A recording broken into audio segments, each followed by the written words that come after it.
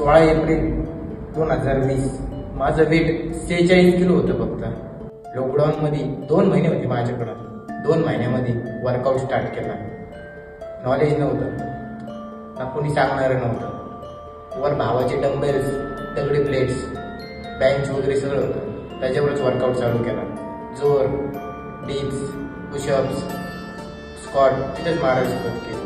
हळूहळू युट्यूबवर बघून नॉलेज येत चाललं, नॉलेज येत गेलं। त्यावेळेला सिंपल लाईफ होती बाबा, डायट, वर्कआउट, पबजी, यूट्यूबवर श्रीमान भाऊ लेजंड त्यांची स्ट्रीम, दुसरं काहीच नाही। हळूहळू व्यायाम आवड निर्माण झाली व्यायामाची। आपण फील व्हायला लागलो वर्कआउटमध्ये। 15 दिवस गेले, 1 महिना गेला, हळूहळू फरक जाणवायला लागला आपल्याला। ताकद केली आपल्याला।